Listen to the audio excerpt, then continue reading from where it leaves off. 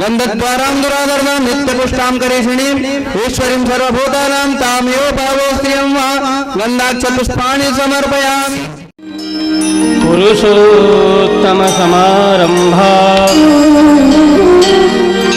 विष्णु स्वामी सुमध्यमा अस्मदाचार्य पर्यन्ता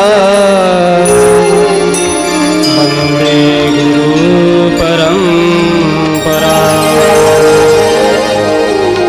चिंता संतान हंता यदपादाम्बुजरेणुवः स्वीयानां तान्निजाचार्यान् प्रणमामि मुहुर्मुहुः।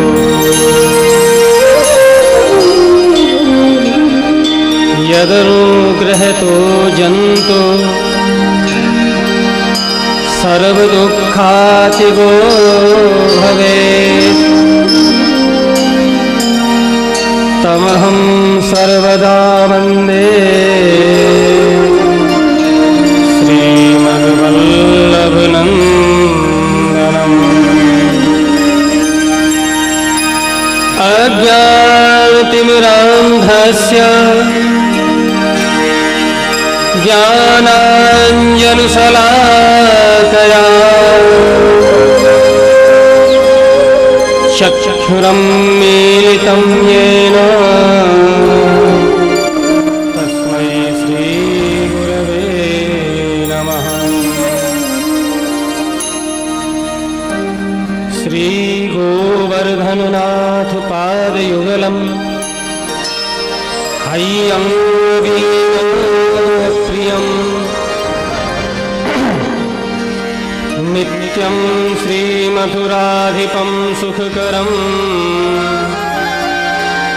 श्रीविठ्ठलेशं मुदा।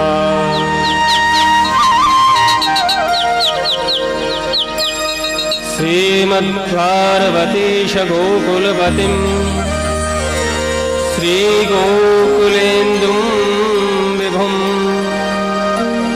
श्रीमनुमनुमधुमोहनं नटवरं श्रीबालकृष्णं भजे। करारविन्देन पदारविन्दं मुखारविन्दे विनिवेशयन्तम्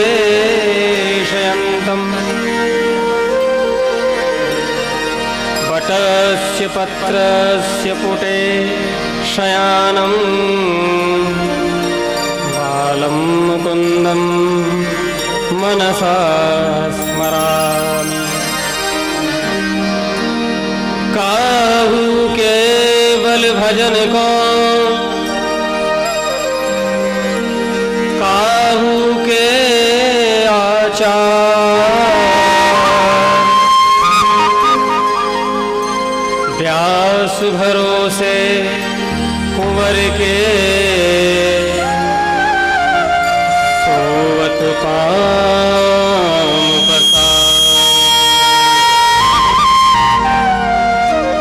बोली वृंदावन बिहारी लाल की, कात्यायनी मैया की। आइए सभी भगवान के चरणों में निवेदन करें, थोड़ी देर भगवान के नाम का संकीर्तन मेरे साथ करें। श्री कृष्ण गोविंद हरे मुरारे हे नाथ नारायण वसुदेव। श्री कृष्ण गोविंद हरे मुरारे हे नाथ नारायण वसुदेव।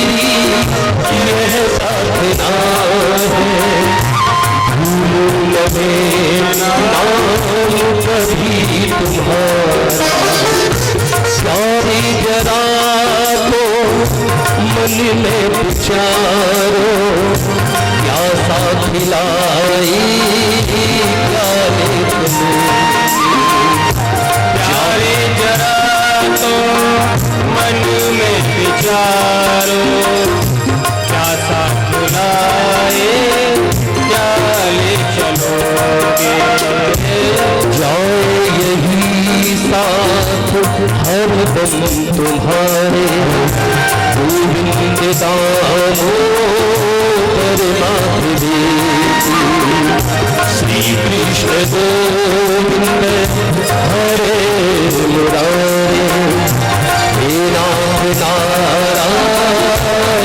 वासुदेवा, श्री कृष्ण गोविंद हरे मुरारे, हे नाथ नारायण वासुदेवा, बिहारी काली मुरली बजाते मन को लुभाते, देहांत काले तुम सामने हो, मुरली बजाए मन को लुभाते, गाते गोविंद दामोदर माधवी, गीत गाते तन ना जाओ, गोविंद दामोदर माधवी, कृष्ण गोविंद हरे मुरारी, हे नाथ नारायण वासुदेवा, कृष्ण गोविंद हरे मुरारी, हे नाथ नारायण वासुदेवा, भक्ति लगी हो तेरे चरणों में, ये दिल लगाओ राधा रमण में, भक्ति लगी हो तेरे चरण में, ये दिल लगाओ राधा रमण में, आई सभी हम तेरी शरण में, गोविंद दामोदर माधवी, आई सभी हम तेरी शरण में, गोविंद दामोदर माधवी, कृष्ण गोविंद हरे मुरारे, हे नाथ नारायण वासुदेवा, श्री कृष्ण गोविंद हरे मुरारे, हे नाथ नारायण वासुदेवा, ब्रजराज प्यारे ब्रज में बुला लो, ब्रजराज प्यारी ब्रज में बुला लो, अपने चरण का सेवक बना लो, ब्रजराज प्यारी ब्रज में बुला लो, अपने चरण का सेवक बना लो, तेरे ही होकर तुझे पुकारे, गोविंद दामोदर माधवी, तेरे ही होकर तुझे पुकारे, गोविंद दामोदर माधवी, कृष्ण गोविंद हरे मुरारे, हे नाथ नारायण वासुदेवा, श्री कृष्ण गोविंद हरे मुरारे, हे नाथ नारायण वासुदेवा। वासुदेवा श्री कृष्ण गोविंद हरे मुरारे हे नाथ नारायण वासुदेवा श्री कृष्ण गोविंद हरे मुरारे हे नाथ नारायण वासुदेवा श्री कृष्ण गोविंद हरे मुरारे हे नाथ नारायण वासुदेवा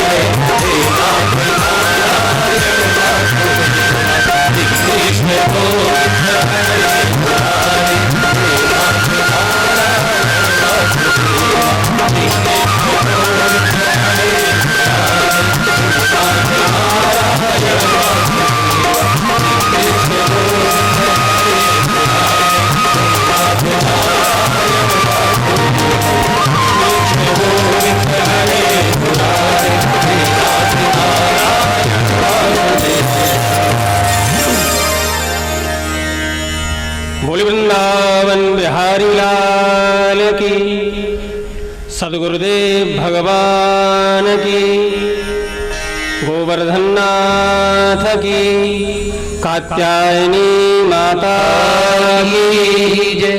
जय जय श्री राधे, जय जय श्री राधे, जय जय श्री राधे। सच्चिदानंद आनंद कंद पुराण पुरुषोत्तम अखिल कोट ब्रह्मांड नायक परात्पर ब्रह्म भक्तवांछा कल्पतरु अकारण करुणा वरुणालय यशोदूत संग लालित भगवान श्री बालकृष्ण प्रभु का साक्षात वांग्मय स्वरूप श्रीमद् भागवत, जो कि आज वृंदावन के परम प्राचीन मंदिर मां कात्यायनी के प्रांगण में आयोजित किया जा रहा है। भगवान कृष्णचंद्र के भक्तों के द्वारा ही ये अपने आप में एक अभूतपूर्व कार्यक्रम है, क्योंकि ब्रजवासियों में एक तरह का गर्व होता है। ब्रजवासी हमेशा गर्व से भरा होता है। स्वर्ग अपवर्ग हम लेके करेंगे कहा, जानते नहीं हो हम वृंदावन वासी। बड़े बड़े संतों ने ब्रजवासियों के बारे में ऐसा ही बताया है।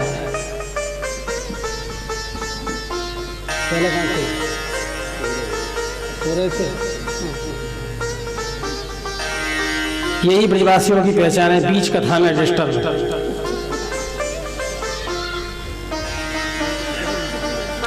तो देखिए, एक तो ब्रजवासी किसी को मानता ही नहीं।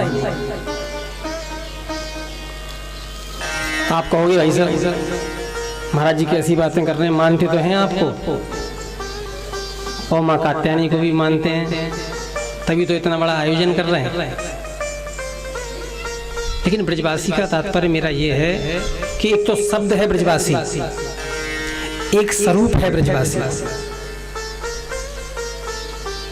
आप शब्द के पीछे जाएंगे या स्वरूप के पीछे जाएंगे? यदि शब्द के पीछे चले गए तो स्वरूप छिन जाएगा, और यदि स्वरूप के पीछे चले गए तो शब्द तो आ ही जाएगा।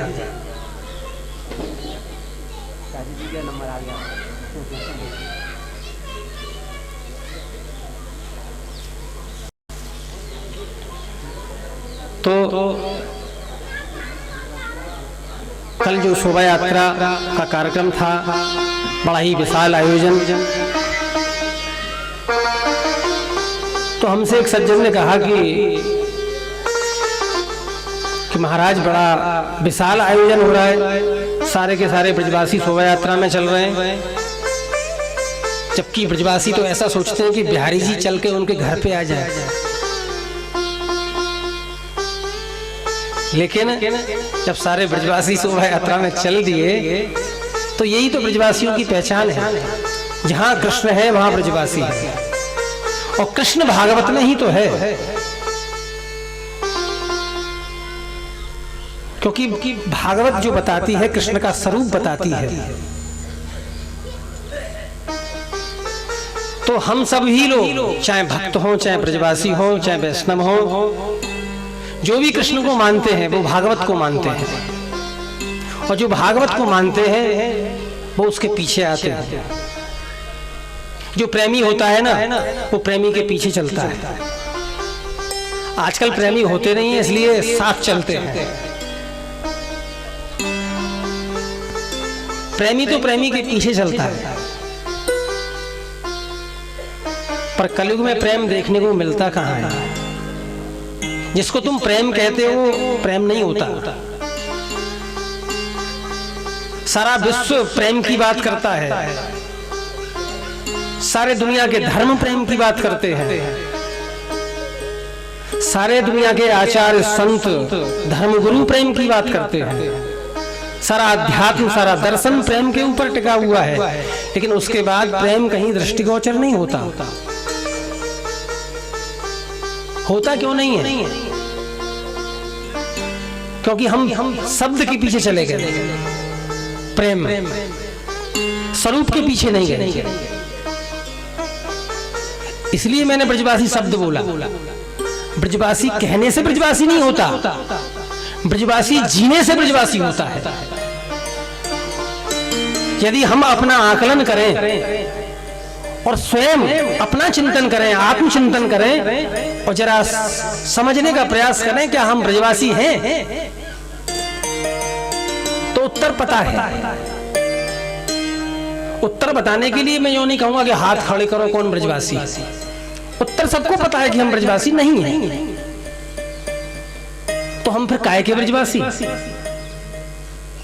केवल वृंदावन में रहने से ब्रजवासी होते हैं क्या?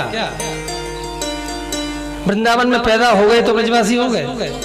अरे ये तो बड़ा सौभाग्य था हमारे जीवन का, हमारे प्रारब्ध, हमारा सौभाग्य, हमारा भाग्य हमारे आड़े आ गया कि हम ब्रज में पैदा हो गए। लेकिन ब्रज में पैदा होकर हमारा कर्तव्य क्या बनता है? क्या हमने उसका पालन किया? ब्रज में हमें कैसे रहना चाहिए, क्या हम वैसे रहे? ब्रजवासियों का क्या स्वरूप होना चाहिए था, क्या हमने वो जिया? यदि विचारोगे तो ब्रजवासी नहीं कहलाएंगे हम। क्या कहलाएंगे बताने से क्या फायदा? रसखान के बारे में सुना है, ब्रजवासी नहीं था, लेकिन बात ब्रजवासी होने की करता है। मानुष हो तो वही रसखान, बसों ब्रज गोकुल ग्वाम के ग्वारन। ब्रजवासी इसको कहते हैं। ब्रजवासी को देखना हो तो गोपियों को देखो, भगवान के सखाओं को देखो। आज के लोग हमें देखते हैं, हम सारे विश्व में कहीं चले जाएं, कहां से आए महाराज? वृंदावन से, पागल हो जाते हैं। केवल नाम जुड़ा हुआ है पीछे वृंदावन। लेकिन यदि आचरण की बात करो, स्वरूप की बात करो, तो हम तो भैया काहे के ब्रजवासी। जो दूसरे शहरों के लोग पाप नहीं करते वो ब्रजवासी पाप करता है। मेरा यहाँ पर ब्रजवासियों को लज्जित करने का कोई विचार नहीं है। यदि कोई सुन के लज्जित हो रहा हो तो मैं उससे मंच से माफी मांगता हूँ, क्योंकि मैं भी तो वृंदावन का ही हूँ, बाहर का नहीं। यदि बाहर का कोई व्यक्ति आपकी बुराई करे तो आप कहेंगे भाई बाहर के आप मत करो, मैं तुम्हारे बीच का ही हूँ।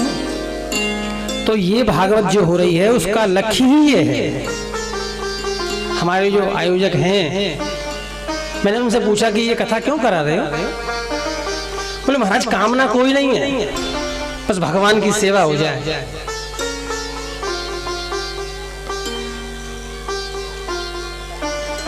जो भगवान की जब सेवा करनी है, भगवान तो ब्रजवासियों से ही प्रसन्न होता है।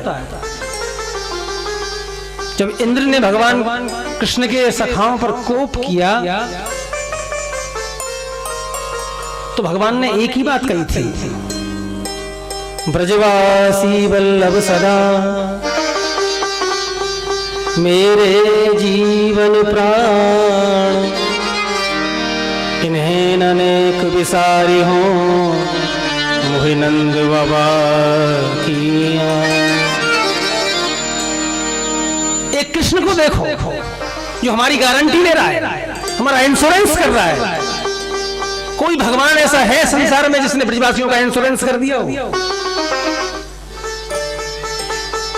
सोच के देखो जरा, एकमात्र यही वृंदावन बिहारी।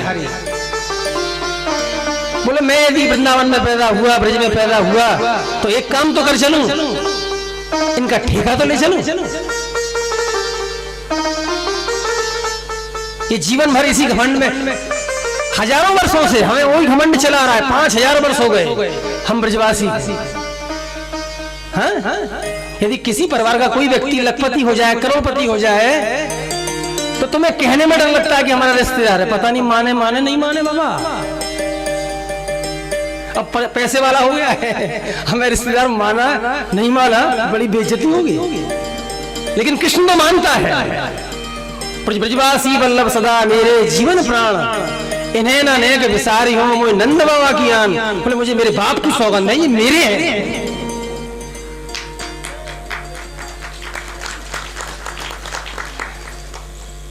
तो वही ब्रजवासी आज भागवत का आयोजन कर रहे हैं। और कौन से ब्रजवासी हैं वो? वृष्णि नाम प्रवरो मंत्री, ठीक बताया, बाषणे हैं वृष्णि वंश के। तो भैया ये तो उसी खानदान के लोग हैं, वही खानदान है, वही परिवार चला आ रहा है। इनसे ज्यादा निकट है कौन? और कहा कर रहे हैं मां कात्यायनी के प्रांगण में। ये और भी बड़ी सुंदर बात, इससे ज्यादा सुंदर बात तो हो ही नहीं सकती। गोपियां भगवान की पूजा कर, भगवान को पाना चाहती हैं कि ये कृष्ण हमारा पति हो जाए, तो पूजा किसकी करती हैं? कात्यायनी महामाये महायोगनिधीश्वरी नंद गोप सुतम देवी पतिम में कुरुते नमः। अरे मैया यदि हमसे प्रसन्न है ना, हम पे कृपा करे, तो इसको हमारा पति बना देना। तो ऐसा ही कुछ लक्ष्य क्या आप लोगों का? कात्यायनी के मंदिर में भागवत का आयोजन करा रहे हो, तो कृष्ण को पति बनाने का लक्ष्य है? कह रही है अपने पति से पूछा,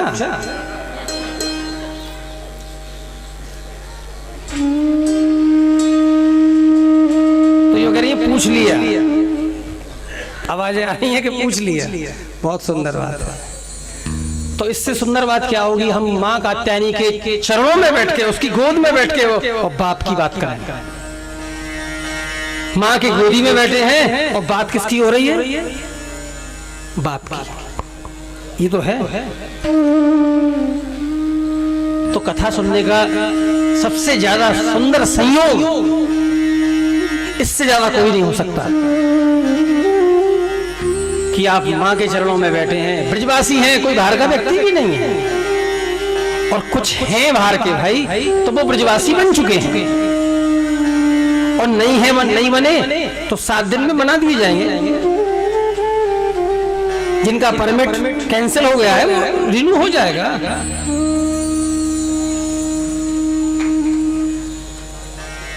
तो आइए माँ कात्यायनी के चरणों में बैठ के वृंदावन बिहारी की बात करें और भागवत की बात करें, क्योंकि ब्रजवासियों के लिए भागवत से बड़ा कोई धन तो है ही नहीं। और भागवत जो आप 7 दिनों तक सुनेंगे, तो एक बात मैं आपको बता दूं, कि भागवत मनोरंजन का साधन नहीं है। इसको कानों का व्यसन मत बनाना। कि महाराज जी अच्छे लगते हैं, बात भी अच्छी कर रहे हैं, चलो 7 दिन सुन लें, ऐसा कुछ नहीं है। यदि भागवत सुनने आए हो तो अपने जीवन में परिवर्तन लाने का प्रयास करना।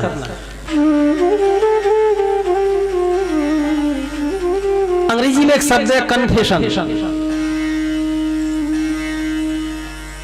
जब क्रिश्चियन लोग चर्च में जाते हैं तो चर्च में एक कक्ष बना होता है जहां वो अपने पापों का प्रायश्चित करते हैं भगवान के सामने बोल के,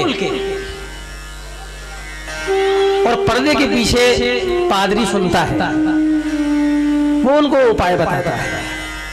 लेकिन हिंदू धर्म में एक बड़ी विशेष बात है, बोले पर्दा नहीं है जी, आपने क्या पाप करे वो पूछने भी नहीं है हमें, पादरी बैठा है और आपको पाप गिनाएगा, तो जो पाप आपने किया हो उस पर टिक कर लेना मन ही मन में, और भागवत सुनते जाना, पाप छोड़ते जाना। और यदि आपने यहां आके भी पाप ना छोड़े, यहां आके भी व्यसनों को नहीं छोड़ा, बुरी आदतों को नहीं छोड़ा, बुराई से तौबा नहीं की, कृष्ण भक्त नहीं बने, वैष्णव नहीं बने, तो कहां बनोगे? आप कहोगे महाराज जी हम तो बने बनाए हैं, तो बने बनाए को भी तो पॉलिश की आवश्यकता होती है, रिनोवेशन की आवश्यकता होती है। जो पुराना हो जाए तो उसको नवीन तो किया जाता है। मुझे पता है आप बने बनाए हैं, आप ब्रजवासी हैं, कृष्ण भक्त हैं, वैष्णव हैं, कृष्ण सखा हैं, लेकिन भागवत के द्वारा, सत्संग के द्वारा अपने जीवन की बुराई करना ही, दूर करना ही तो हमारा लक्ष्य होना चाहिए। इसलिए ये कदापि ना समझना कि ये मनोरंजन का साधन है 7 दिन का। हमने अपने परिवार वालों को जोड़ के मेला लगाया है, सारे परिवार वाले आए खाएं और चले जाएं, कि भागवत उसके लिए नहीं हो रही है। भागवत तो आपके जीवन को बदलने के लिए हो रही है, भागवत तो आपके जीवन के परिदृश्य को बदलने के लिए हो रही है। यदि आपने अपने जीवन को नहीं बदला तो भागवत से कुछ भी नहीं पाएंगे। ये शब्द कोरे ही रह जाएंगे, इनका कोई अर्थ ना रह जाएगा, इनका कोई महत्व न रह जाएगा। इतने भारी भारी शब्दों को सुनोगे और अपने जीवन को नहीं बदलोगे तो क्या फायदा? इससे अच्छा तो चुंगी के चौराहे पे कोई तमाशा ही देख लो।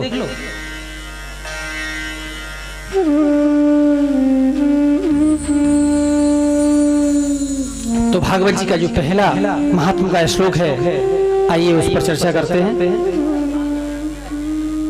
सच्चिदानंद रूपाय विश्वोत्पत्त्यादिहेतवे तापत्रय विनाशाय श्रीकृष्णाय वयं नमः। सच्चिदानंद रूपाय, भगवान कैसे हैं? वो हमारा श्री कृष्ण कैसा है? यहाँ भगवान की बात नहीं हो रही है। श्री कृष्णाय वयं नमः। भगवान को बाद में देखेंगे, पहले कृष्ण को तो देख लें। जो कृष्ण की बात करे वो वैष्णव, वही ब्रजवासी, तो भागवत तो कृष्ण की बात करती है। सच्चिदानंद रूपाय विश्वोत्पत्त्यादि हेतवे तापत्रय विनाशाय श्री कृष्णाय वयं नमः। एक ही श्लोक में पूरी भागवत, जो समझ ले उसको समझ में आता है, और जो नहीं समझे तो उसके लिए तो 18,000 श्लोक भी छोटे पड़ जाएंगे। कितनी ही कथा सुनो, सारा जीवन कथा सुनो, कथा सुन के तुमको याद भी हो जाएगी। वृंदावन की तो कुछ बूढ़ी महिलाएं ऐसी हैं जिनको कथा याद है, और यहाँ भी कुछ ऐसे चेहरे बैठे हुए हैं जिन्होंने बहुत कथाएं सुनी है। कुछ तो हमारे मंच भी बैठे हैं। लेकिन कथा का तात्पर्य क्या है? भागवत का तात्पर्य क्या है? भागवत को कैसे ग्रहण करें? भागवत कोई चाय की तरह से पीने की चीज है?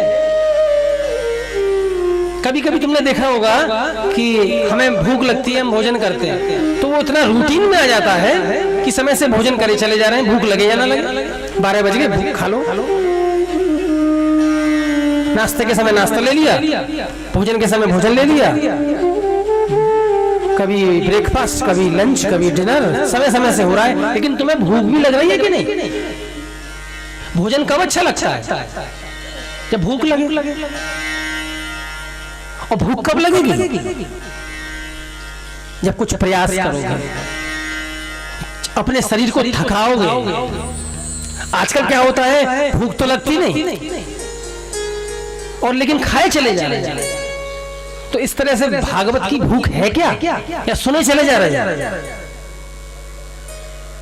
ये तो बिल्कुल वही स्थिति हो जाएगी ठठेरे की यहाँ बिल्ली होती है ना।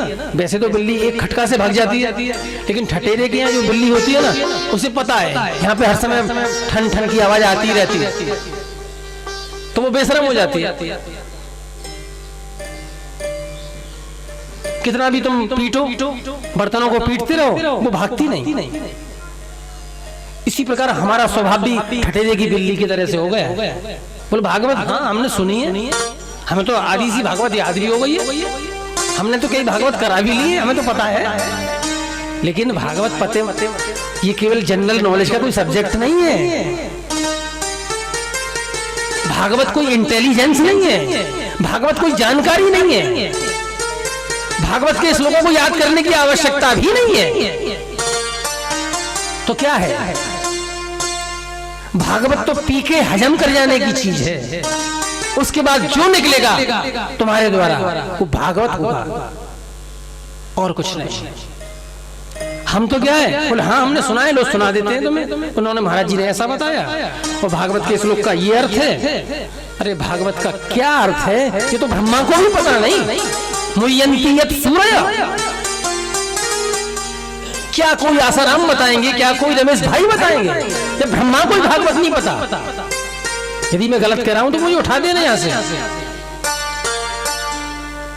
तो भागवत तो कोई अच्छे अच्छे शब्दों से, लच्छीदार शब्दों से बताने की भी चीज नहीं है। जो 4 श्लोकों में ब्रह्मा ने बताया, नारायण ने बताया ब्रह्मा को, ब्रह्मा ने 4 श्लोकों को समझ लिया और वही 4 श्लोक महर्षि वेद व्यास ने 18,000 कर दिए। उसके बाद भी सरेंडर कर दिया, समर्पण कर दिया। बोले इतना तो मैं जानता हूं। और उसके बाद 5,000 वर्षों से कितने ही संतों ने भागवत का ट्रांसलेशन कर दिया, टीका कर दिया। उसके बाद भी उन्होंने कहा कि हमें भी इतना ही पता है। लेकिन कलयुग के कुछ जीवों को सब कुछ पता है। जब ब्रह्मा को नहीं पता तो मैं कैसे बताऊं क्या है ये? मैं तो अपने शब्दों में इसको कहने का प्रयास करूंगा। तो सच्चिदानंद रूपाय विश्वोत्पत्त्यादि हेतवे तापत्रय विनाशाय श्री कृष्णाय वयं नमः। सबसे पहली बात महात्मा की तो भगवान श्री कृष्ण के स्वरूप के बारे में बताया। तो स्वरूप कैसा है? जो इस स्वरूप को देख लेता है तो वो कहने लायक रहता है क्या? हाँ? जो गूंगे मीठे फल को रस अंतर्गत ही भाव। गूंगे से पूछो रसगुल्ला खिला दो उसे, बोले कैसा लगा बताओ जरा। अब क्या बताएं, वो बता पाएगा रसगुल्ले का स्वाद कैसा है? यदि मैं तुम्हें अमृत खिला दूं, पूछूं स्वाद क्या है बताओ जरा, बोले महाराज बता। आनंद बहुत आया, परम आनंद आ गया, लेकिन क्या स्वाद है कैसे बताएं? शब्दों में बयान नहीं कर सकते हम। तो भागवत के शब्दों में बयां करने की चीज है, इसे कौन शब्दों में बयां करेगा? और मैं तो क्या करूंगा, क्या मेरी वाणी करेगी? लेकिन फिर भी के बारे में कहा कि सच्चिदानंद रूपाय, सदचिद आनंद रूपाय विश्वोत्पत्त्यादि हेतवे। भगवान का स्वरूप के 3 गुण बताए। कैसे हैं? सदरूप है, चिद्रूप है और आनंद रूप है। तो भगवान का रूप बता दिया। उसके बाद विश्वोत्पत्त्यादि हेतवे, बोले 3 ही काम है इनके, उत्पत्ति, पालन और संहार। तापत्रय विनाशाय, 3 तापों को नष्ट करते हैं। और श्री कृष्णाय वयं नमः, यानी भगवान के 3 काम हैं। उनके स्वरूप भी 3 प्रकार के हैं, उनका काम भी 3 है और 3 तापों को दूर करते हैं। इसी में सब कुछ आ जाता है। लेकिन उसके बाद भी हमारी इच्छाएं, हमारी मनोकामनाएं, हमारे दुराग्रह कभी खत्म नहीं होते भगवान के संबंध में।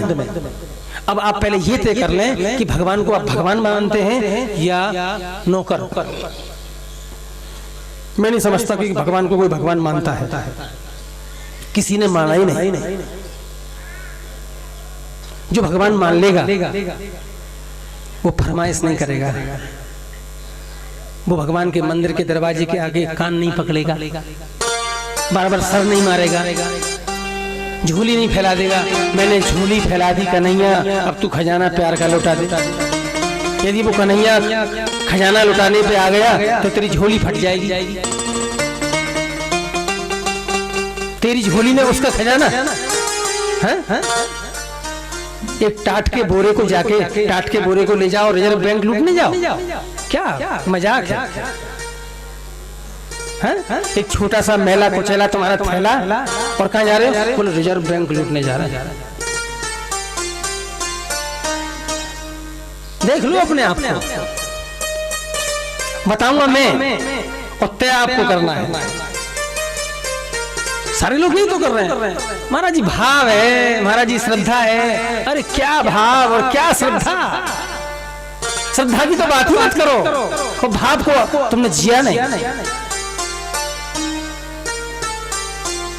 आज इस देश का नागरिक, भारत देश का नागरिक इतना चालाक है कि पूछो मत, और आध्यात्मिक तौर पे चालाक है।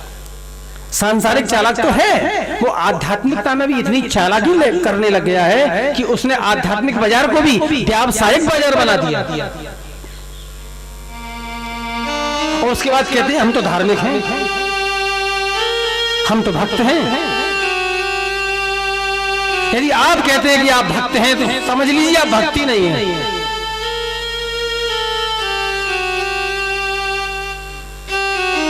आपको कैसे पता कि आप भक्त हैं? बोले वो करते हैं ना पूजा पाठ, सुबह घंटे पर ठाकुर जी का नाम लेते हैं, मंदिर भी जाते हैं, तीर्थ भी जाते हैं, कथा भी सुनी है, हम भक्त हैं ना। ये भक्त होने के लक्षण है?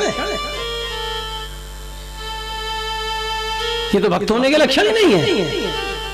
तो महाराज जी कौन से नए लक्षण आप ले आए? बोले मैं नहीं लाया, पहले से चले आ रहे हैं। कबीर कहता है कि मसी कागज छुओ नहीं, कलम रही नहीं हाथ। कबीर कुछ कहता नहीं, लिखना जानता नहीं, ना तो स्याही देखी, ना दवात, ना कागज, और जो लिख दिया, जो मुंह से निकल गया तो भक्ति हो गई। मीरा क्या भजन बनाती थी? मीरा की भजन की पुस्तक मीरा ने कभी प्रकाशित करवाई? बताइए। हाँ, मीरा पब्लिकेशन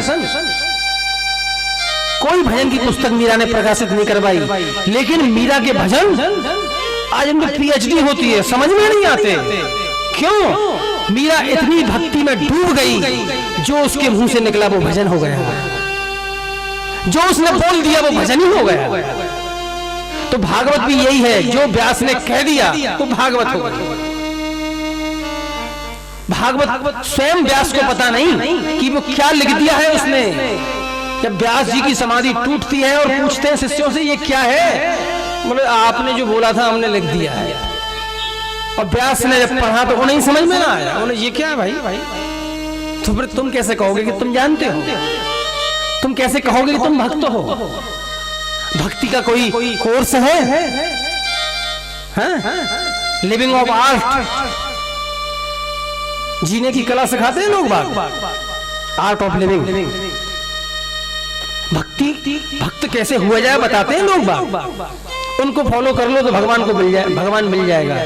आप किसी को भी फॉलो मत करो तो भी भगवान मिलेगा, ये गारंटी है। आप अपने आप को ही फॉलो कर लो। सत्य का तात्पर्य जो सत्य है, प्रभु ही सत्य है और दूसरा कोई सत्य नहीं। प्रभु का स्वरूप सत्य है। चिद्रूपाय, चिद्रूपाय का तात्पर्य क्या है? गोस्वामी जी महाराज कहते हैं कि चिदानंद में देह तुम्हारी। चिद माने चैतन्यता, जो परम चैतन्य है, जिसको कभी चार्ज होने की आवश्यकता नहीं पड़ती, जो सेल्फ चार्ज है, जो कभी थकता नहीं है, जो कभी सोता नहीं है, जिसको विश्राम करने की आवश्यकता नहीं होती है, जो परम चैतन्य है वो हमारे प्रभु।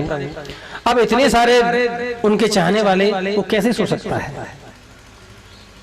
लेकिन देखिए हम समझते हैं कि वो सोता है, हमारी नहीं सुनता।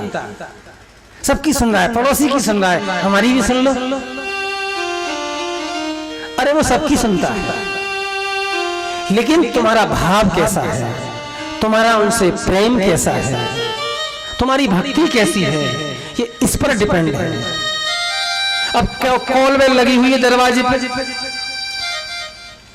अब तुम दरवाजा पीट रहे हो, उसकी आवाज अंदर जा नहीं रही है, तो गलती तुम्हारी है ना, कॉल बेल बजा दो। अब तुम्हें आती नहीं है, तुम आसपास सब जगह दबा रहे हो, लेकिन कॉल बेल को नहीं दबा रहे हो, बटन नहीं दबा रहे हो। बस यही तो भक्ति है, जब तुम पे बटन दबाना आ जाए। भक्ति का तात्पर्य क्या है, भक्ति है क्या, भक्ति शुरू कहां से होती है? लोग भक्ति भक्ति भक्ति बात कहते हैं, लेकिन भक्ति को कभी समझा? जो प्रेम से शुरू होती है, प्रेम की चरमावस्था को भक्ति कहते हैं, जहां हमारा प्रेमी हमारा आराध्य हो जाए। लेकिन हम जिसको प्रेम करते हैं, सांसारिक जो प्रेम है, हम जिसको प्रेम करते हैं उसमें कमियां खोजते हैं। लेकिन भक्त प्रेमी अपने प्रेम में कभी कमी नहीं खोजता। तो जो परम चैतन्य है वो है श्री कृष्ण, आनंद रूपाय, जो आनंद घन है, आनंद के स्वरूप है। क्योंकि सांसारिक वस्तुओं में आपको सुख की प्राप्ति हो सकती है, आनंद की नहीं। आनंद एक बिल्कुल विपरीत वस्तु है, जिसका सुख से कोई रिश्ता नहीं। आनंद हृदय की वस्तु है, आनंद हृदय से आता है, सुख शरीर से आता है। जिसको आप आनंद कहते हो, आनंद बहुत आजकल इतना छोटा शब्द हो गया कि हम कभी भी इसका इस्तेमाल कर लेते हैं, लेकिन आनंद शब्द हृदय का शब्द है। जब हृदय को आनंद मिलता है, और ये आनंद परमानंद के करीब है। यदि आनंद आता है आपको, तो परमानंद मिल सकता है। यदि आप सुख पर अटके पड़े हैं, आनंद तक पहुंचे नहीं, तो परमानंद की यात्रा बहुत लंबी होने वाली है। अभी तो हम लोग सुख पर ही अटके पड़े हैं, अभी तो सुख की कामना करते हैं कि हमें सुख मिल जाए, दुख चला जाए, सुख आ जाए। आनंद सुख के बाद की वस्तु है। जब आप सुख से ऊपर उठ जाएंगे तब आनंद आएगा। और आनंद यदि आपने जान लिया, आनंद को आपने स्पर्श कर लिया, आनंद को छू लिया, तो परमानंद तक की यात्रा संभव हो सकती है। यदि आनंद को ही नहीं जाना, तो आनंद कौन सी वस्तु है? यदि आप भागवत सुन रहे हैं, मोबाइल बज जाए और अर्जेंट काम है तो उठ जाएंगे, तो इसका मतलब आनंद जाना कहाँ? अभी तो आप केवल मोबाइल की घंटी पर अटके पड़े हैं। कोई ऑर्डर मिल जाए अभी फोन पर, तो आनंद को छोड़ देंगे आप, सुख की तरफ हो जाएंगे और कहेंगे हाँ महाराज जी, हम तो सांसारिक प्राणी हैं, क्या करें, संसार में रहते हैं, ये भी तो करना पड़ता है ना जी। कौन सी बात हो गई? नो एक्सक्यूज, कोई कारण तो है ही नहीं। क्योंकि आनंद जो प्राप्त करना चाहता है, वो सांसारिक सुखों को छोड़ने के लिए हरदम तैयार रहता है। बोले इनको तो देख लिया और अब तक तो देखते आ रहे हैं, अब क्या आनंद आएगा? बस आज करते हैं, कल करते हैं, ऐसे कब तक टालते रहोगे? कब तक टालोगे अपने आप को? आप मनुष्य हैं, मनु की संतान है, आदमी नहीं। आदमी कौन होता है? क्रिश्चियन से शब्द आया है आदमी, जो आदम की संतान है, वो आदमी जो मनुष्य, मनु की संतान। हम तो मनु की संतान है, और हमारा एक ही स्वभाव है, मनुष्य का एक ही लक्ष्य है, मनुष्य जीवन का एक ही लक्ष्य है कि भगवत प्राप्ति करे।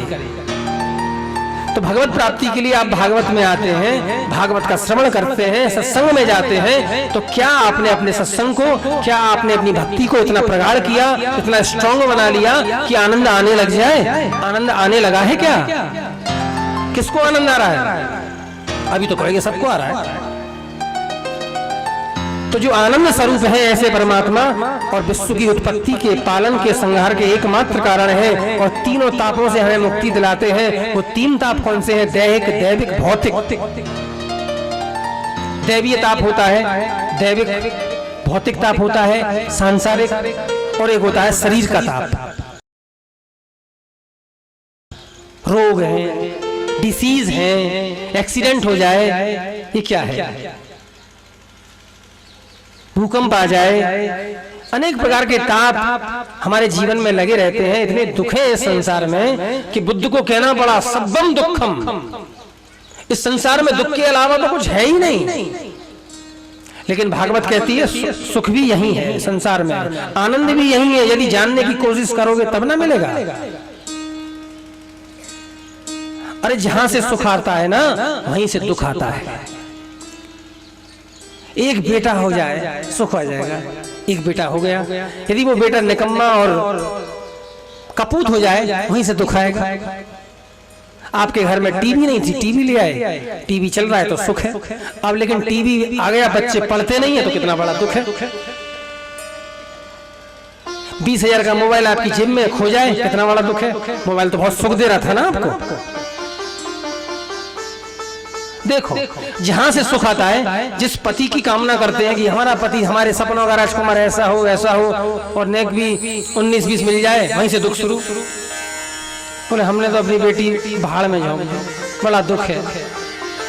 25-30 लाख रुपए खर्च करे थे शादी में, जमाई ऐसा मिला कि हमारे तो भाग खुल गए। तो देखिए शादी कितना बड़ा सुख था। कन्यादान, कन्यादानम महादानम सर्वदानेषु दुर्लभम, पंडित जी महाराज कन्यादान में संकल्प बोलते हैं। तो जो कन्यादान का सुख तुम्हें मिलना चाहिए था, वहीं से दुख मिलना शुरू हो गया। तो सुख कहां से आ रहा है? दुख कहां से आ रहा है? कोई अलग अलग स्रोत नहीं है कि दुख यहां से आएगा और सुख यहां से आएगा। जहां से सुख आएगा वहीं से दुख आएगा। जो पत्नी तुम्हारे सुख देने का साधन है, वही दुख देने वाली हो जाती है। हरि भाग्यवान। फिर उसको देखते हैं, और पति तुमसे तो भरपाई ये पत्नियां करती हैं। तो देखो जहां से सुख आता है वहीं से दुख आता है। और सारा जीव एकमात्र यही बात करता है कि पति ठीक हो जाए, कि पत्नी ठीक हो जाए, कि बच्चे ठीक हो जाए, कि व्यवसाय ठीक हो जाए। तुम आनंद की बात क्या कर रहे हो? लेकिन कथा तो आनंद देने वाली है, भागवत तो आनंद की बात कर रही है, सांसारिक सुखों की तो बात ही करती नहीं। यदि आप इस कथा से मांगो कि हमें धन मिल जाए, हमारा बिजनेस हमारा बढ़ जाए, हमारे रोग चले जाएं, वो दूर की बात। पहले आनंद की बात तो करो कि हाँ कुछ मिले या ना मिले, हमें आनंद मिल जाए तो सब कुछ मिल जाएगा। लेकिन केवल आप सुख के पीछे हेड अंडरलाइन कर देंगे ये मिल जाए, तो कुछ नहीं मिलेगा। अकामो सर्वकामो वा मोक्ष कामो दारदी दिव्येण भक्ति योगेन यजेता पुरुषम परम। यदि कुछ नहीं चाहते हो तो सब कुछ मिल जाएगा, यदि सब कुछ चाहते हो तो कुछ नहीं मिलेगा। आपके पास छोड़ने को कुछ भी नहीं है, क्या छोड़ोगे? अरे क्या है आपके पास? क्या सोचा है आपने? एक बहुत बड़ी फर्म के मालिक हैं आप, हाँ? या बहुत सारी जमीन जायदाद रियल एस्टेट का काम कर लिया है, बहुत जमीन है हमारी, तो क्या है? अरे जो सम्राट थे, चक्रवर्ती थे, वो भी यहीं छोड़ के चले गए, तुमको भी यहीं छोड़ के जाना है। लेकिन उन्होंने आनंद के पीछे, परीक्षित जिसकी बात अभी भागवत में आएगी, उसने केवल आनंद के पीछे संसार के सारे सुखों को छोड़ दिया। और तुम आनंद को पाते ही नहीं, आनंद तक जाते ही नहीं, केवल सुखों के पीछे भगवान को छोड़ देते हो, आनंद को छोड़ देते हो। तो उसी आनंद की बात कर रहे हैं। तापत्रय विनाशाय श्री कृष्णाय भयं नमः। तो करना क्या है उसको पाने के लिए? बोले कुछ नहीं करना, very simple formula is there, how to get Krishna. कैसे कृष्ण को पाए? तो क्या करें? कोई रूल्स एंड रेगुलेशन है? बोले नहीं।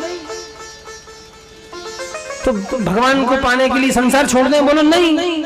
तो क्या करें? बोले केवल उनके आगे समर्पण कर दो, झुक जाओ। हम तो झुकते नहीं, जिस दिन झुक गए तो वो मिल जाएगा। जिस दिन आपने उनके आगे समर्पण कर दिया ना कि अब आप हमारे हैं, जैसे पत्नी आपके पीछे पीछे चलती है ना, सुगृहिणी। पर समस्या तो ये, मैं उदाहरण पत्नी का दे रहा हूं, पत्नी अब पीछे चलती कहाँ है? अब पत्नी तो आगे चलती है, पति चलता है बेचारा पीछे पीछे पीछे। लेकिन जैसे एक अच्छी पत्नी चलती है, शादी वाले दिन तो चलती है ना, फेरों के दिन तो चलती है। अब फिर चाहे जीवन भर चले या न चले, एक दिन चलती है, उसी दिन को समझ लो। जैसे एक पत्नी पीछे चलती है कि आज से ये मेरा पति है, और आज के बाद सारे लालन पालन, कपड़े, वस्त्र, भूमि, अन्न, सोना, चांदी, जेवर ये मुझे देगा। जो तुम्हें सारा कुछ देने वाला है, अब उसके आगे तुम कोई मांग रखो तो कोई अच्छी बात है क्या? वो सभी कुछ देगा। तो भगवान जो हमें देने वाले हैं सब कुछ, वो ही तो हमें देंगे। अब उनके सामने कोई ना कोई एक मांग रख दो कि हमें ये चाहिए, कि हमें वो चाहिए, तो क्या करना है? जब तुम्हारे चरणों में हम झुक गए, अब तो तुम हमें सब दोगे। तो चरणों में झुक तो जाओ, उससे अपना मान तो लो, उसके अपने हो तो जाओ। सोनक जी महाराज कहते हैं, अज्ञान ध्वांत विध्वंस कोटि सूर्य समप्रभ सूताख्यायि कथा सारम मम कर्ण रसायनम भक्ति ज्ञान विरागाप्तो विवेको वर्धते महान् माया मोह निराशश्च वैष्णवै क्रियते कथम् इह घोरे कलौ प्रायो जीवश्चासुरतां गतः क्लेशाक्रान्तस्य तस्यैव शोधने किं परायणः श्रेयसां यद्भवेच्छ्रेय पावनानां च पावनं कृष्ण प्राप्तिकरं सस्वद साधनं तद्पदाधना। सोनक जी ने पूछा कि भगवान हमें कैसे मिले? कृष्ण प्राप्ति करम सस्वद साधनम तद्बदाधना। भगवान कृष्ण के चरणों की प्राप्ति हो जाए, सस्वत वास्तविकता में हो जाए। ऐसे नहीं कि मूर्ति के चरण पकड़ लिए हमें तो मिल गए, ऐसे नहीं। भगवान का विग्रह, यहाँ तो मूर्ति वाले भी बैठे बहुत सारे, मूर्ति के चरण पकड़ लिए, ये पकड़ लिए भगवान में, बोले मेरे हो गए, ऐसे नहीं। कृष्ण प्राप्ति करम सस्वद, कृष्ण को मैं वास्तविकता में अपने जीवन में अपना लूं, ऐसा कोई साधन हो तो बताइए, कौन सा मार्ग है बताइए हमें, क्या करें? इस सारे संसार में अज्ञान ध्वांत विध्वंसो कोटि सूर्य समप्रभ। यहाँ पर सोनक जी कह रहे हैं सूर्य ही के लिए कि हम कुछ नहीं जानते, जानते तो आप हैं। ये संसार में जो भी है ये अज्ञान है, ये ज्ञान नहीं। और वास्तव में जिसको आपने ज्ञान समझाए वो ज्ञान नहीं है, अज्ञान है। ज्ञान क्या है? ज्ञान तो केवल उसको जान लेना है। यदि तुमने उसको जान लिया, यही ज्ञान सबसे बड़ा ज्ञान। यदि तुमने उसको ना जाना और तुम एमए, पीएचडी, डीलिट कुछ भी हो जाओ, तुमने कुछ नहीं जाना। Because it is not actually knowledge, it is intelligence. तुमने जिनको जाना है ना वो जानकारियां हैं, ज्ञान नहीं। ज्ञान तो वो है कि जिसको जानने के बाद कुछ जानना शेष ही न रहे, और जिस पर तुम्हें गर्व है, अपनी जानकारियों पर गर्व करते हो, कहते हो कि ज्ञानी हो। अरे 7000 श्लोक याद हो जाए, 8000 श्लोक याद हो जाए और कहो कि ज्ञान है, ज्ञान नहीं है। अरे तोता भी याद कर लेगा, एक तोते को पालो, श्लोक याद कराओ, वो भी कर लेगा। तो क्या ज्ञानी हो गया तोता? ज्ञान क्या है? एक श्लोक भी जीवन में उतर गया भागवत जी का तो तुम्हारा जीवन बदल जाएगा। और एक श्लोक यदि हमने पकड़ लिया, एक शब्द पकड़ लिया, भागवत की एक लाइन पकड़ ली, एक छंद पकड़ लिया, तो कुछ भी जानना नहीं पड़ेगा, आपने सब कुछ जान लिया। इसलिए क्या करें, कैसे जाने? सोनक ऋषि पूछ रहे हैं, 88,000 सोनक ऋषि सूत जी महाराज से पूछ रहे हैं कि कृष्ण को कैसे जाने। इस माया मोह के धंधे में पड़ के हम तो उन्हें जान नहीं पाए। चिंतामणिर्लोक सुखम सुरद्रु सर्ग संपदम प्रयच्छति गुरु प्रीतो वैकुंठम योगी दुर्लभम। इस संसार में मांगने से, प्रयास करने से सब कुछ मिलता है, केवल उसके बजाय उसके स्वर्ग के सुख भी मिल जाते हैं, लेकिन वो नहीं मिलता। सारी तुम्हारी कामनाएं पूरी हो सकती हैं तुम चाहो तो, लेकिन वो नहीं मिलेगा। वो कैसे मिलेगा? प्रेक्षति गुरु प्रीतो वैकुंठम योगी दुर्लभम।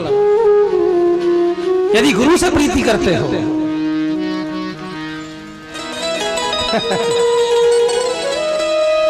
यदि गुरु के चरणों में निष्ठा है, यदि तुमने किसी के आगे सरेंडर कर दिया कि कैसा भी हो ये मेरा एक गुरु है, ये मुझे वहां तक ले जाएगा, तो वो तुम्हें ले जाएगा। अरे किसी के आगे झुकना तो सीखो। अरे ये क्या जानता है मेरे सामने, अरे इन्हें क्या पता मुझसे ज्यादा, सारा दिन इसी में लगे रहते हैं, कहीं झुके नहीं, कहीं गिरे नहीं, कहीं नंगे नहीं हुए। तुम सोचते हो कि पत्नी के आगे सरेंडर कर दिया तुमने, पत्नी को तुमने जान लिया, कुछ नहीं जाना दिल में क्या चल रहा है। कभी अंदर झांक के देखा कि तुमसे कितना प्रेम करती है?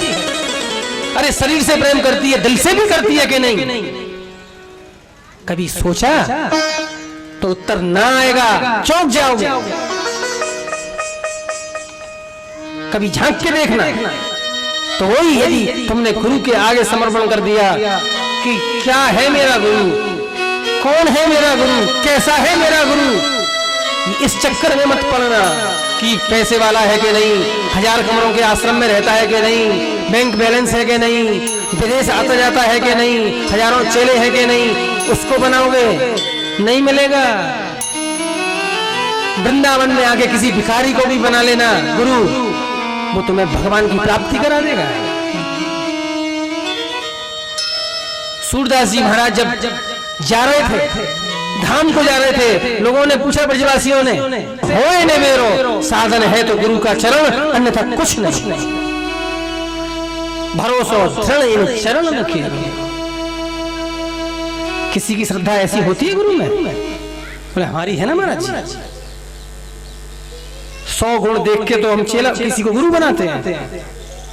पहले 6 महीने देखेंगे, साल भर देखेंगे, तब गुरु बनाएंगे, और उसके बाद एक कोई काम देख लिया, अरे हमारी अब श्रद्धा हो गई, अब वृंदावन नहीं जाते हम, हमारे गुरु जी तो बड़े बेकार निकले। अरे तुमने गुरु बनाया था कि क्या बनाया था? इतना भरोसा तो करो। प्रेक्षति गुरु प्रीतो वैकुंठम योगी दुर्लभम। तो सूत जी महाराज ने कहा कि नहीं, साधन है, मैं तुम्हें बताऊंगा। तुम्हारा जी क्या साधन है? तो कहा कि देखो, इस दुनिया में, इस संसार में एक ही मात्र साधन है। क्व सुधा कथा लोके क्वाच को मणिर्महान। तो एक वृत्तांत सुनाने लगे। देखो, जब परीक्षित महाराज कथा सुन रहे थे और सुखदेव जी महाराज कथा सुना रहे थे, तो वहां पर भगवान कृष्ण के वृत्तांत चल रहे थे, भगवान की कथा चल रही थी। अब जब भगवान की कथा चलती है तो मां कृष्ण तो प्रकट होते ही हैं। कथा चल रही थी, कीर्तन हो रहा था कि अचानक देवता आ गए कथा को सुनने के लिए और अमृत का कलश लेके आए। सुखदेव जी महाराज से प्रार्थना की, महाराज आप इसको कथा सुना रहे हैं मृत्यु के भय से, ये कथा के सामने आके बैठ गया, इसको मृत्यु का भय है। सुखदेव जी ने कहा मुझे मालूम है, अरे मृत्यु का भय हम दूर कर देते हैं, ये अमृत का कलश लाए, इसको दे देते हैं, ये पी जाएगा, अमर हो जाएगा।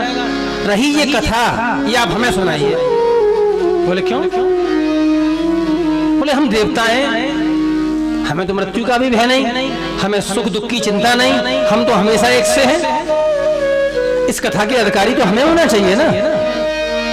तो सुखदेव जी ने कहा कि अच्छा, तुम भक्त हो कि नहीं? देवता हो ये तो ठीक, देवता हो तो आपको प्रणाम है, लेकिन भक्त हो कि नहीं?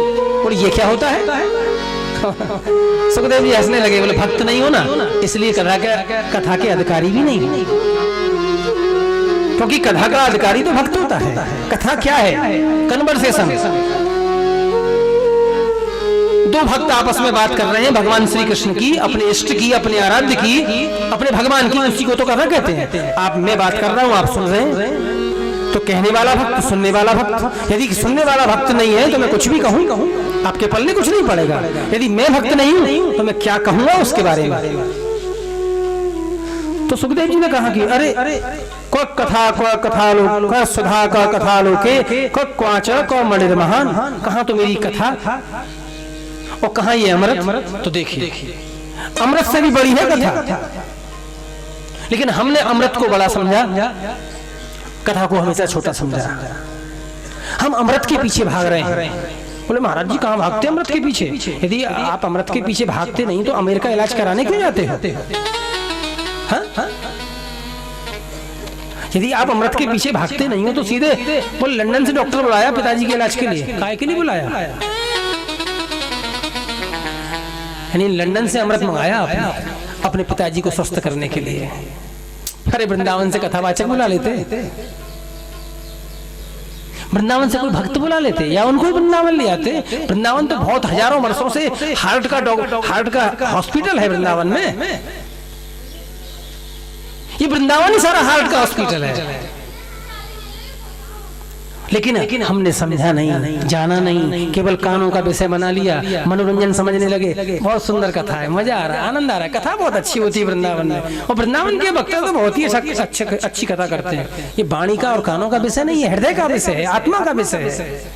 इसको समझने का प्रयास कीजिए। कहाँ मेरी कथा और कहाँ ये अमृत? ऐसे नहीं कहा अमृत कहाँ कथा, ऐसा नहीं है। कहाँ ये सुधा का कथा लोके क्वाच को मणिर्महा। बोले अमृत तो है कांच के समान और कथा है मणि के समान। तो छोटा कौन हो गया? अमृत छोटा हो गया, कथा बड़ी हो गई। तो कहा कि तुम्हें कथा नहीं दे सकता मैं, इसका अधिकारी तो केवल परीक्षित है और भक्त है, वो इसलिए। तुम भक्त नहीं हो इसलिए कथा के अधिकारी नहीं हो। देवताओं को बड़ा दुख हुआ। बोले कमाल है, सुखदेव जी ने हमें कथा नहीं सुनाई। ब्रह्मा जी से मिले, ब्रह्मा जी से कहा कि महाराज ऐसा ऐसा हुआ है। ब्रह्मा जी ने कहा ठीक हुआ तुम्हारे साथ। तो कहा कि देखो, ब्रह्मा जी ने भागवत जी को तोल के दिखाया कि देखो तुम वास्तव में जानना चाहते हो। तो भागवत जी बड़ी निकली, संसार के सारे सुख छोटे हो गए। उसके बाद नारद जी महाराज वृत्तांत सुनाने लगे कि देखो अहम तो पृथ्वी तो ज्ञात्वा सर्वोत्तमामिति पुष्करम च प्रयागम च काशीं गोदावरी तथा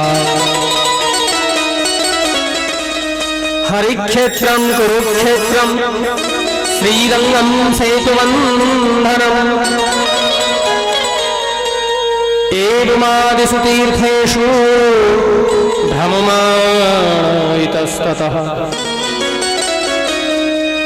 नारद जी महाराज एक बार तीर्थ यात्रा के लिए धरती पर आए और सारे तीर्थों में भ्रमण करने लगे। तो नारद जी महाराज कहने लगे देखो अहम तो पृथ्वी या तो मैं सारे पृथ्वी पर गया, पुष्कर गया, प्रयाग गया, काशीम गोदावरीम तथा काशी गया, नासिक गया, हरिक्षेत्रम कुरुक्षेत्रम श्रीरंगम सेतुवंदनम सारे के सारे तीर्थ बता दिए। तो कहा कि इन तीर्थों में भी मैंने क्या देखा? नापस्यम मैंने नहीं देखा, कुत्र चित्र शर्मा मन संतोष कारक मैंने कहीं भी पवित्रता नहीं देखी, आचरण नहीं देखा, वैष्णवता नहीं देखी। बोले क्या देखा महाराज जी? बोले मैंने व्यावसायिकता देखी तीर्थों में। तीर्थ के लोग रहने वाले जो तीर्थों में रहते हैं वो अपने आप को बड़ा थानेदार समझते हैं। अरे हम बनारस के हैं, हम काशी के हैं, हम वृंदावन के हैं। पर लेकिन एक बात समझ लेना, अन्य क्षेत्रे कृतं पापम तीर्थ क्षेत्रे विनश्यति, तीर्थ क्षेत्रम कृतं पापम वज्रलेपो भविष्यति। दुनिया में कहीं पाप कर लो तो तीर्थ में आके धुल जाएंगे। जब तीर्थ में पाप करोगे तो कहां धोने जाओगे? और आप कहाँ रहते हैं? हम कहाँ रहते हैं? वृंदावन। और वृंदावन में करे गए पाप बाबा रे बाबा की होलो। तो वृंदावन में बैठ के पाप करेगा तो वो कहाँ जाएगा? इसलिए तो मैंने बोला कि ब्रजवासी कैसे हैं हम। मैंने नारद जी महाराज यही बता रहे, मैंने वहां कहीं आचरण नहीं देखा। सत्यम नास्ति तपस्शौचम दया दानम न विद्यते। ना सत्य है, ना शांति है, ना आचरण है, ना दया है, ना दान है। क्या है? उदरम मरणो जीवा बरा का गुड भाषा। पेट भरने के लिए 100 झूठ बोलते हैं। ये जैन मंदिर, ये मैन मंदिर। और क्या है? बोले ये बालकृष्ण, अरे ये हाथ के बने हुए वृंदावन में ठोस है, अंदर से चाहे फूल है। जय हो महाराज जी। ये ठाकुर जी के साथ हो रहा है। यहाँ जो बैठे लोग होंगे उन्हें दुख हो रहा होगा, लेकिन सत्यता है, चाहे गोली मार देना, लेकिन ये तो मैं नहीं कह रहा, नारद जी कह रहे हैं बाबा।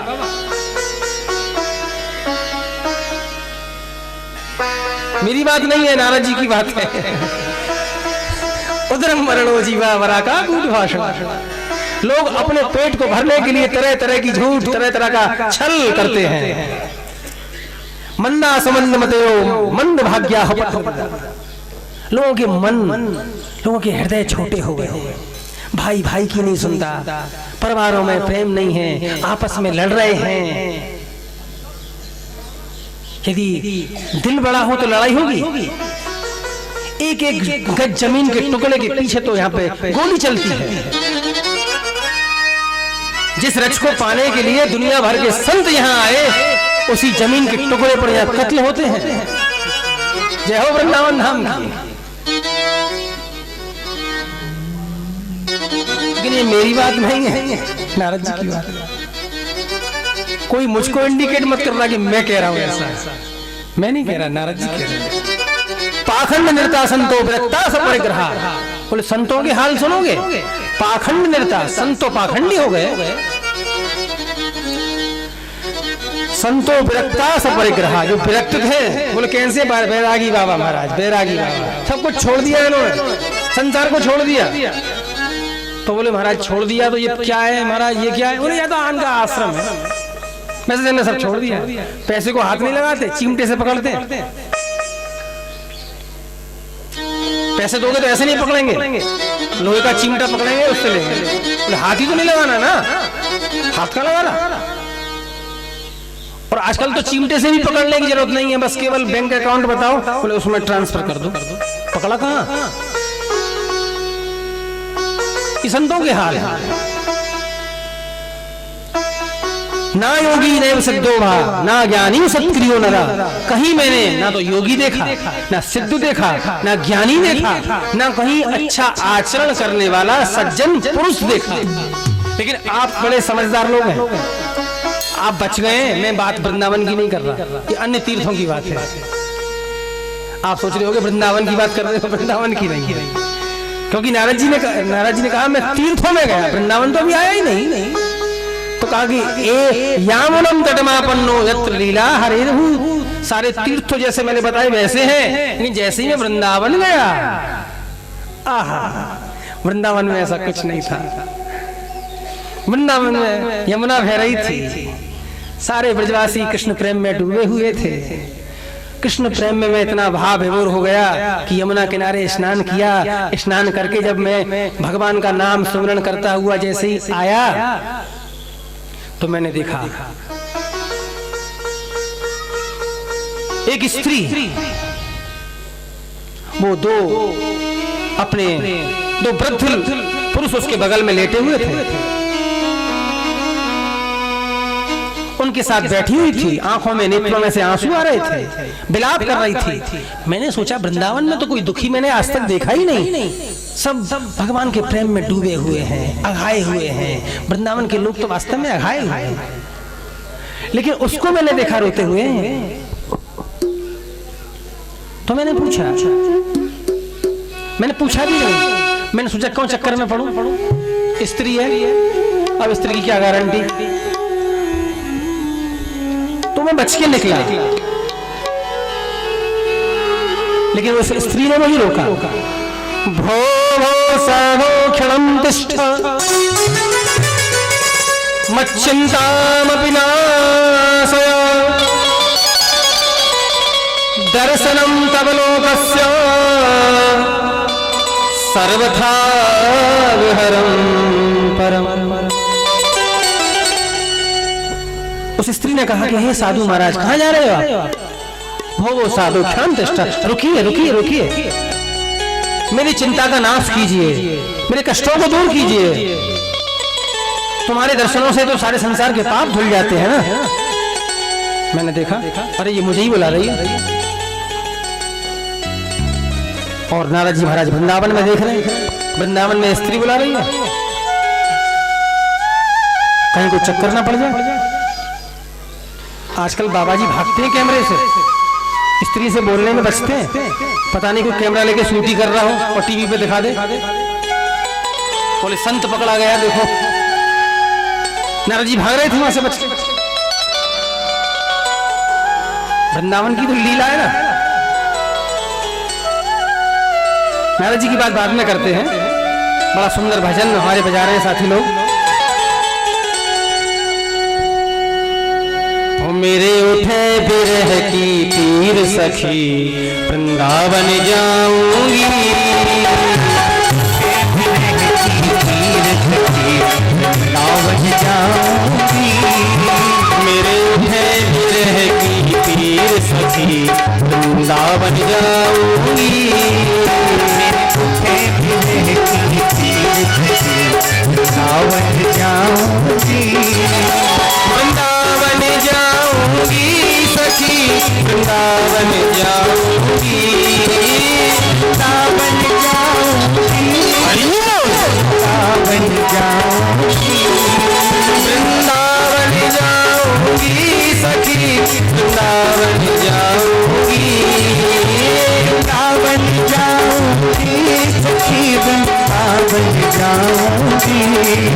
मेरे उठे बिरह की पीर सखी, वृंदावन जाऊंगी। ताली बजाइए। सखी वृंदावन जाऊंगी।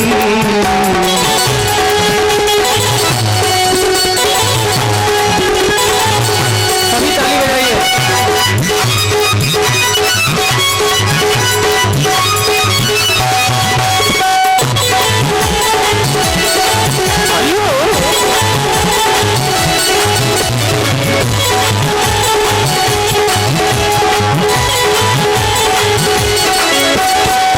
श्याम सलोनी सूरत की दीवानी हो गई, श्याम सलोनी सूरत की दीवानी हो गई, श्याम सलोनी सूरत की दीवानी हो गई, श्याम सलोनी सूरत की दीवानी हो गई।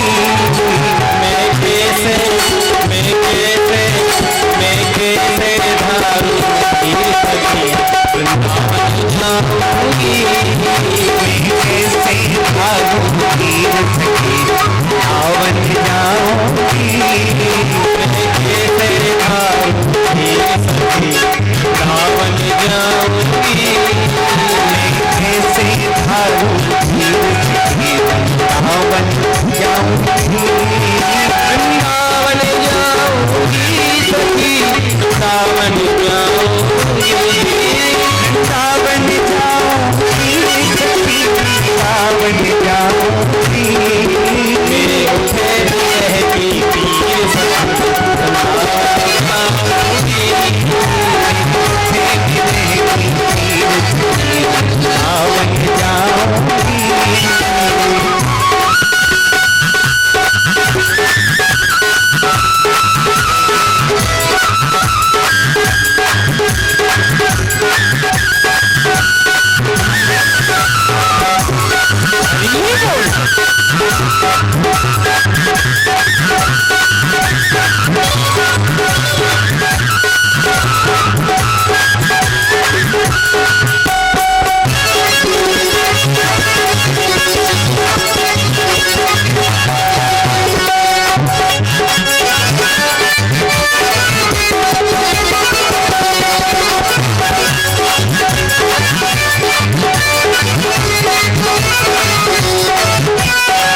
छोड़ दियो मैंने भोजन पानी श्याम की याद में, छोड़ दियो भोजन पानी श्याम की याद में, छोड़ दियो मैंने भोजन पानी श्याम की याद में, छोड़ दियो मैंने भोजन पानी श्याम की याद में।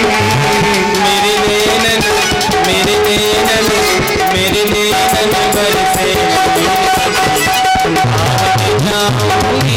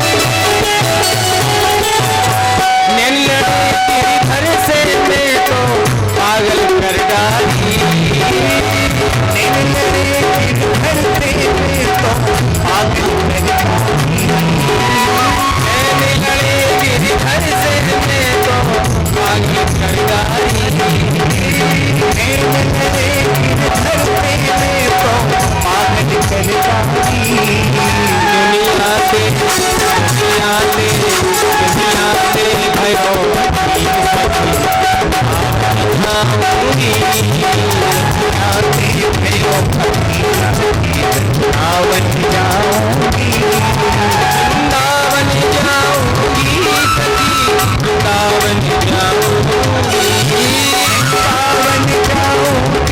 सखी वृंदावन जाऊंगी मेरे मुझे विरह की पीर सखी वृंदावन जाऊंगी मेरे मुझे विरह की पीर सखी वृंदावन जाऊंगी मेरे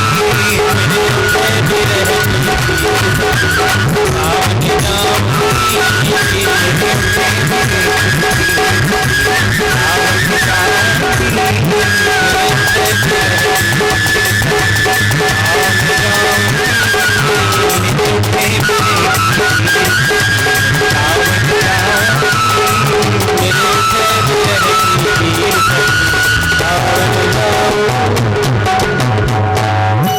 वृंदावन बोले वृंदावन बिहारी लाल की जय जय श्री राधे जय जय श्री राधे जय जय श्री राधे। हम आप लोगों से इतने प्रभावित हुए कथा में कि हम तो भूल गए कि हमें गाना भी। वो आध घंटे से बजाए रहे थे तो हमने कहा पहले गा दें। तो भक्ति महारानी ने जब नारद जी महाराज के सामने अपना दुख रखा, अपना परिचय दिया, नारद जी को रोका। बालो वाचा भक्ति कहने लगी अहम भक्ति रीति ख्याता इमौ में तनयो मतौ ज्ञान वैराग्य न मानव काल योगे जल जरौ।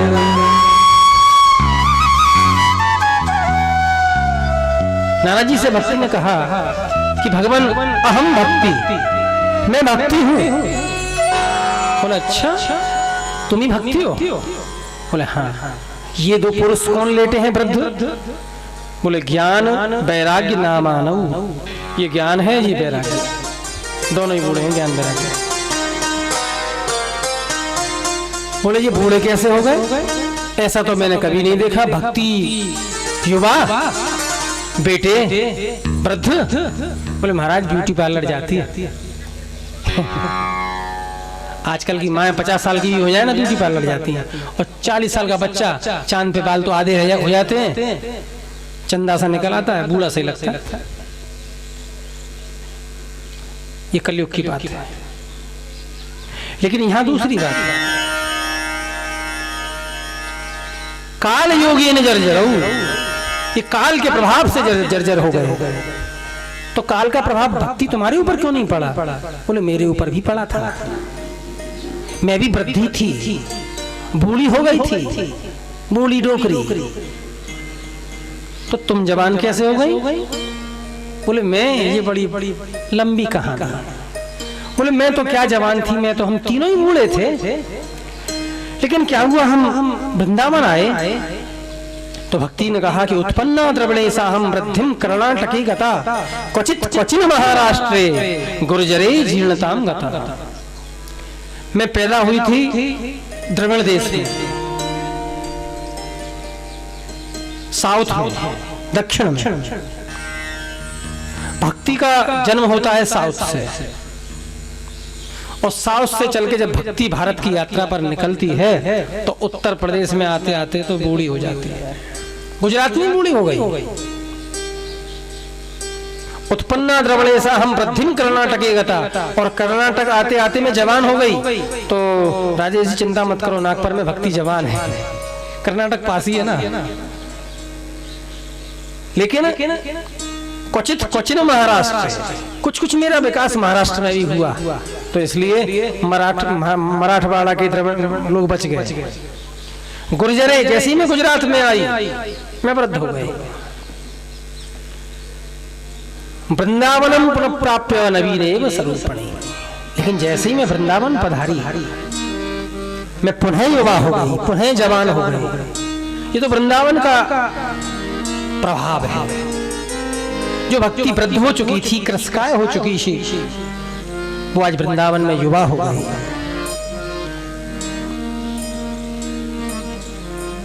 तो ये वृंदावन की भूमि, आप इसका महत्व समझते हैं कि नहीं? मुक्ति कहे गोपाल से मेरी मुक्ति बताए, ब्रज रज उण मस्तक लगे मुक्ति मुक्त है। इस रज को तो ब्रह्मा जी महाराज जब वृंदावन में पधारे थे ना, तो सोचे कैसे इसको अपने शरीर पे लगाऊं। 4 मोहरे थे उनके, 4 मुंह, तो लौटने लगे, चारों मुंह को मिल जाए, चारों मस्तक पे लग जाए। जब उद्धव जी महाराज आए, उन्होंने भी इसको मस्तक पे लगाया। इंद्र आया, उसने भी मस्तक पे लगाया, और हम इसको धूल समझते हैं। पर ये धूल नहीं है, ये तो वृंदावन की भूमि है, वृंदावन की रज है। जो उसके प्रभाव को जानता है, आप तो समझते हैं गंदगी है। अरे जो संत होता है, जो वैष्णव होता है, जो साधु होता है, जो सत्पुरुष होता है, जो भगवान का भक्त होता है, वो सोचता है कि यही तो वो जगह है जहाँ कृष्ण चले थे, यही तो भूमि है वो जो कृष्ण खेले थे। अरे आज हो सकता है 5000 वर्ष हो गए हों, लेकिन कृष्ण के चरणों का कुछ प्रभाव तो बचा ही होगा। ये वही तो यमुना नदी है जहाँ कृष्ण ने क्रीड़ा की थी, ये वही तो गोवर्धन है जिसको उन्होंने उठाया था।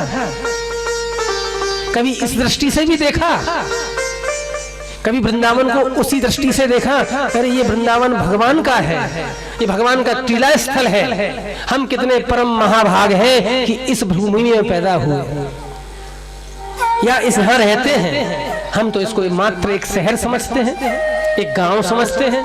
ये गांव नहीं है, ये शहर भी नहीं है, ये क्या है मैं कैसे बताऊं। जो इसको जानता है, जो इसके महत्व को समझता है। जब मीराबाई वृंदावन पधारी तो जीव गोस्वामी पाद भगवान कृष्ण के परम भक्त अपनी कुटिया में आराधना कर रहे थे भगवान की। मीरा को पता चला कि यहाँ एक बहुत बड़े भक्त विराजते हैं, चलो दर्शन कर ले। रानी है राजस्थान की, दर्शन करने के लिए पधारी कुटिया में। कहा कि शिष्यों से कहा कि मीराबाई आई है, राजस्थान की रानी। संत ने मना कर दिया। जीव गोस्वामी पाद बोले हम किसी महिला से मिलते नहीं, हम किसी स्त्री का मुंह तक नहीं देखते। उन्होंने सुन लिया मीराबाई, कुटिया में बोला शिष्य को, उन्होंने सुन लिया। वो शिष्य से बोली ठीक है महाप्रभु मेरा चेहरा नहीं देखना चाहते, मुझसे मिलना नहीं चाहते, ना मिले, लेकिन मैं तो समझती थी कि वृंदावन में एक ही पुरुष है, वो है कृष्ण। यहाँ कोई दूसरा भी पुरुष है क्या? जैसे ही गोस्वामी पाद ने ये सुना, अरे ये कोई साधारण वाणी नहीं है, ये तो मीराबाई है। आ गए कुटिया में से निकल के चरणों में गिर पड़े कि मीरा मुझे क्षमा कर दो, मैं तुम्हें समझ नहीं पाया। देखिए ये वो भूमि है, यहाँ रामकृष्ण परमहंस आए, यहाँ गोस्वामी तुलसीदास आए, यहाँ गुरु नानक देव आए। ब्रजवासियों को पता ही नहीं है, यहाँ गुरु नानक भी आए। गुरु नानक टीला है, गुरु नानक हज करने गए मक्का मदीना, और वृंदावन भी पधारे। कौन कितना बड़ा संत गुरु नानक, और इतना बड़ा दिलेर आज तक इस भारत भूमि में ऐसा पैदा नहीं हुआ। केवल वो संत नहीं है, वो क्या है उसकी ताकत को समझना।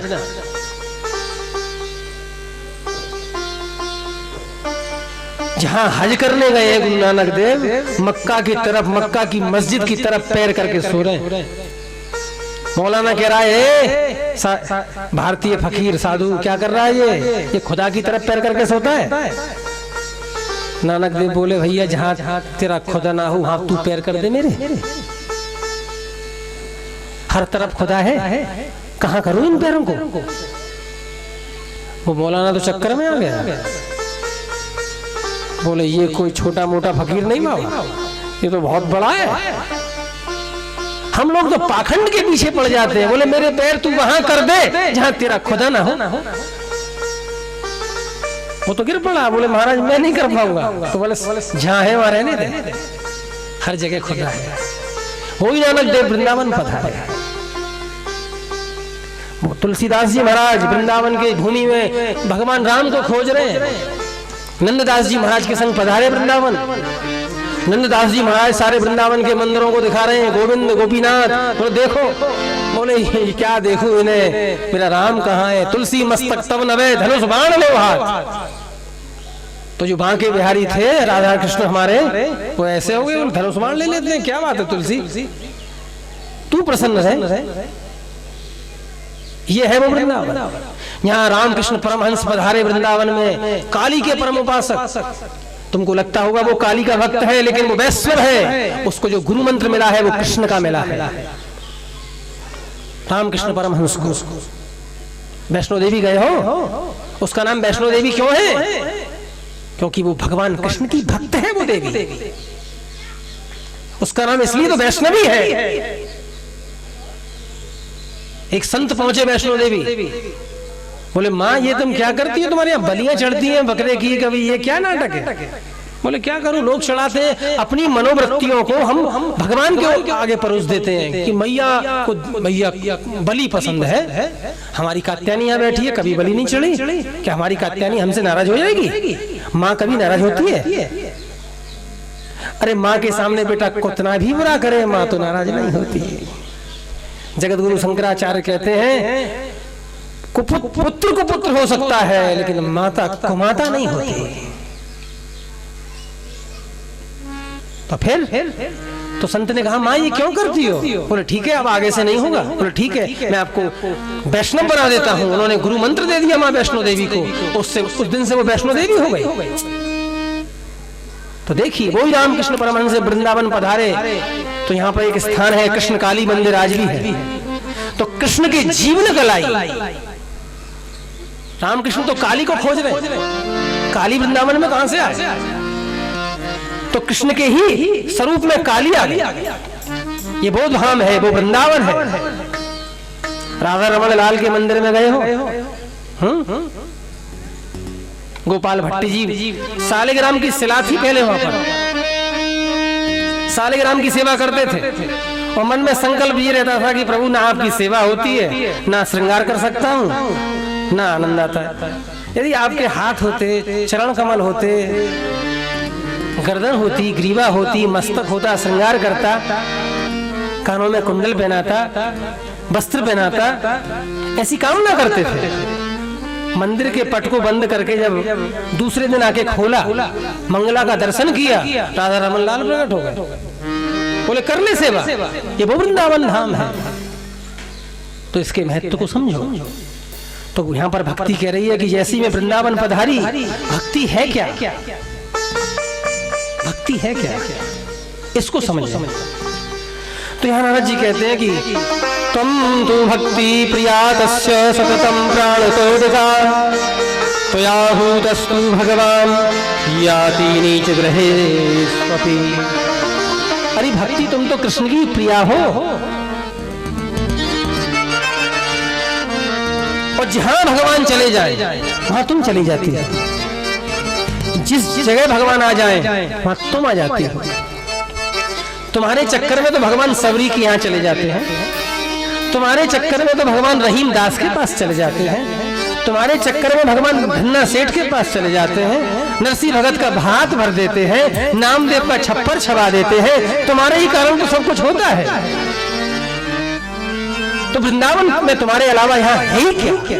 वृंदावन धन्यम वृंदावनम तेना भक्तिर नृत्यति यत्र च। यहाँ तो चारों तरफ जिधर भी देखो भक्ति ही नृत्य कर रही है। ये जो साधारण मनुष्य है उनको कंक्रीट दिखता होगा, उनको बिल्डिंग दिखती होंगी, उनको मार्केट बाजार दिखता होगा, लेकिन जो ब्रजवासी है, जो वृंदावन का दर्शन करने आया है, अरे यहाँ अकबर भी दर्शन करने आया था, हरदास जी महाराज से मिलने आया, पता लगाया कि इस फकीर को क्या पसंद है, तो लोगों ने कहा इसको इत्र बहुत पसंद है। बोले ठीक है, बहुत सारी मात्रा में इत्र लेके आया, हरदास जी के सामने रख दिया, महाराज ये आपकी सेवा में। बोले मैं क्या करूंगा इसका, मैं फकीर आदमी बाबा जी, मुझे क्या करना। तो उन्होंने इत्र वृंदावन की रज में छोड़ दिया, सारा इत्र फैला दिया। अकबर को बड़ा दुख हुआ कि ये बाबा जी पागल होते हैं क्या, ये फकीर हैं? इतना महंगा बेशकीमती मेरा इत्र इसने मिट्टी में डाल दिया। उसके बाद हरदास जी ने कहा जा बांके बिहारी के दर्शन तो करने जा। जैसे ही बांके बिहारी के मंदिर में पहुंचा, चारों तरफ वही इत्र की सुगंध जो निधवन में छोड़ के आया था। और बांके बिहारी इत्र में सने हुए, इत्र में नहाए हुए प्रभाव को देख के चरणों में गिर पड़ा। बोले क्या समझ रहा था मुझे, पागल? अरे तू इत्र लाया, मैंने यहीं छोड़ दिया, भगवान ने ले लिया। तो ये वो भूमि है, वो धाम है।